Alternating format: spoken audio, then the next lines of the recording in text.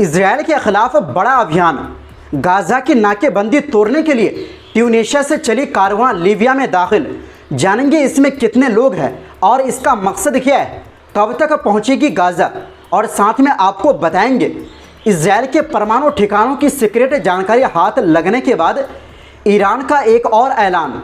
अगर इजरायल ने हमला किया तो दस्तावेज के आधार पर उसी की भाषा में देंगे जवाब।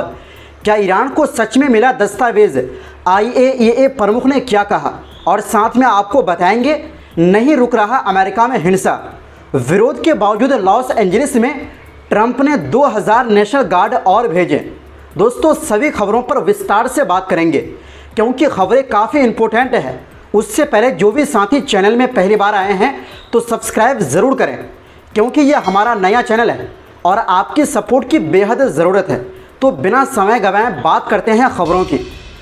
अल जज़ीरा की रिपोर्टर के मुताबिक ट्यूनीशिया से सोमवार को निकली कारवाएं समुद्र यानी गाज़ा की नाकाबंदी तोड़ने वाली कारवां की कई गाड़ियां अब लीबिया की सरहद में दाखिल हो चुकी है। ये गाड़ियां ट्यूनीशिया और लीबिया के बॉर्डर पर बने रास जदीर चेक पोस्ट से गुजरी है। बीती रात ये कारवां ट्यूनीशिया के एक दक्षिणी शहर बेन गर्दान पहुंचे थे जो लीबिया की सरहद के पहले ट्यूनीशिया का आखिरी शहर है।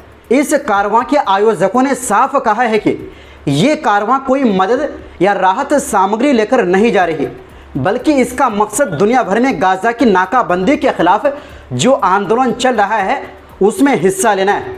ये कारवां फ़लस्तीन के लिए साझा काम की कमेटी की तरफ से निकाली गई है और सोमवार सुबह राजधानी ट्यूनिस के मशहूर मोहम्मद पंचम रोड से रवाना हुई थी। ये एक जन आंदोलन है जो गाज़ा पर लगे इजरायली नाकाबंदी के खिलाफ आवाज़ उठा रहा है। दोस्तों मीडिया में बताया गया है कि इस कारवां में दर्जनों बसें और गाड़ियां हैं जिनमें 1500 से भी ज़्यादा लोग शामिल हैं। ये लोग अल्जीरिया, मोरक्को और मैरिटोनिया जैसे अफ्रीकी देशों से आए हैं।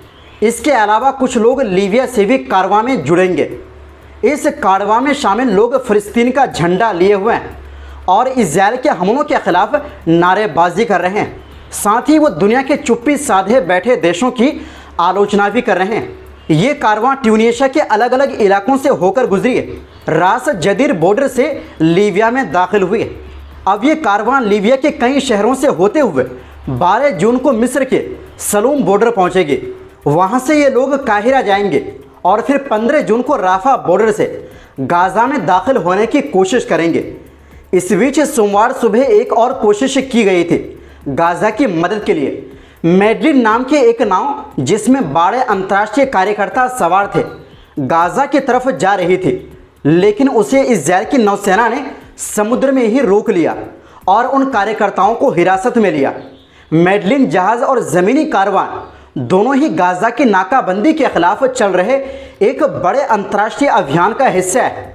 इस अभियान में 30 से ज़्यादा देश जुड़े हुए हैं और इसे freedom flotilla, global March two Gaza और फ़लस्तीन के लिए साझा काम की कमेटी जैसी संस्थाओं का साथ मिला है। दोस्तों ये कारवां ऐसे समय पर निकाली गई है जब गाज़ा में हालात बहुत ही बुरे हैं।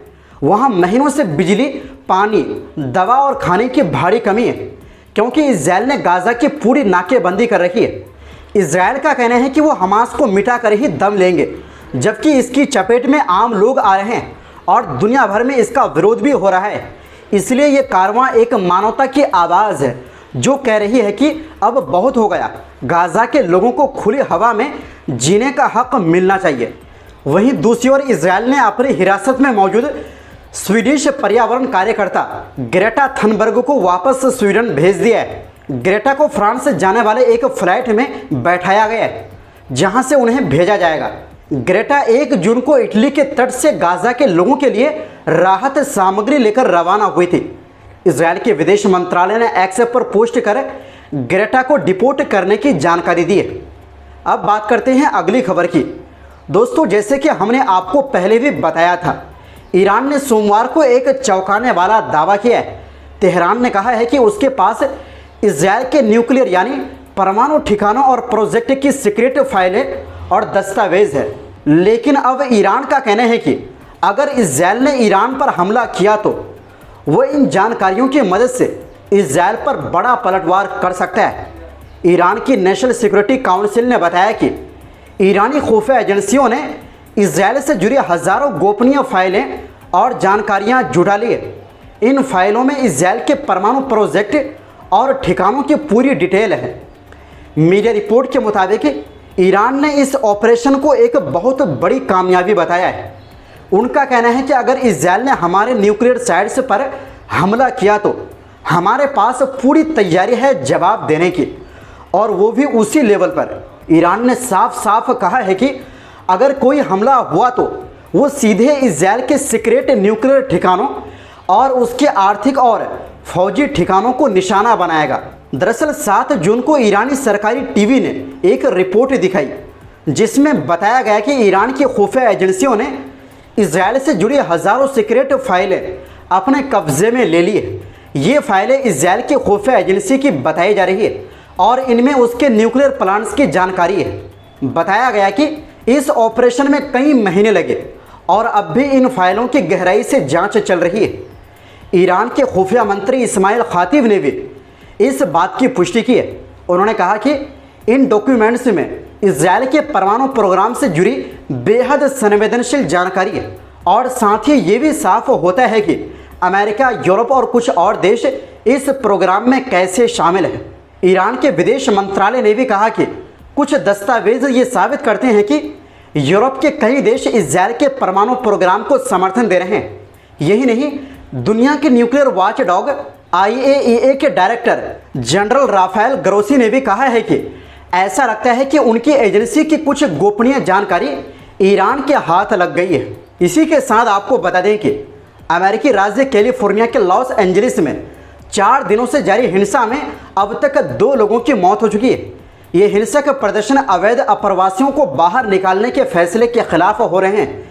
इस प्रदर्शन को काबू करने के लिए ट्रंप प्रशासन ने 2000 नेशनल गार्ड और तैनात करने का फैसला किया है, जिससे इनकी कुल संख्या 4000 हो जाएगी। इसके अलावा 700 मरीन कमांडो भी तैनात करने का फैसला किया है। ये नेशनल गार्ड के साथ मिलकर सुरक्षा व्यवस्था संभालेंगे। ये मरीन जवान दक्षिण कैलिफोर्निया के 29 प्लाक्स बेस से आ रहे हैं। अमेरिकी अधिकारियों ने बताया कि ये तैनाती अगले कुछ घंटों में हो सकती है। इससे पहले ट्रंप ने लॉस एंजलिस में फैली हिंसा और तोड़फोड़ के बाद वहां तैनात किए गए नेशनल गार्ड के जवानों की तारीफ भी की। ये जवान आमतौर पर राज्य के गवर्नरों के आदेश पर बुलाए जाते हैं, लेकिन इस बार ट्रंप ने खुद उनकी तैनाती कर दी। राष्ट्रपति डोनाल्ड ट्रंप ने कहा है कि अगर कैलिफोर्निया के गवर्नर गेविन न्यूसम को गिरफ्तार किया जाए तो यह अच्छा कदम होगा। दरअसल गेविन लॉस एंजलिस में नेशनल गार्ड्स की तैनाती का विरोध कर रहे हैं। उनका कहना है कि इसके खिलाफ राज्य सरकार ट्रंप पर केस करेगी। तो दोस्तों, फिलहाल के लिए इस रिपोर्ट में बस इतना ही। आपसे गुजारिश है हमारी सपोर्ट के लिए हमारे इस नए चैनल को सब्सक्राइब ज़रूर करें, क्योंकि आपकी सपोर्ट ही हमारी ताकत है। बहुत बहुत शुक्रिया। खुदा हाफिज़।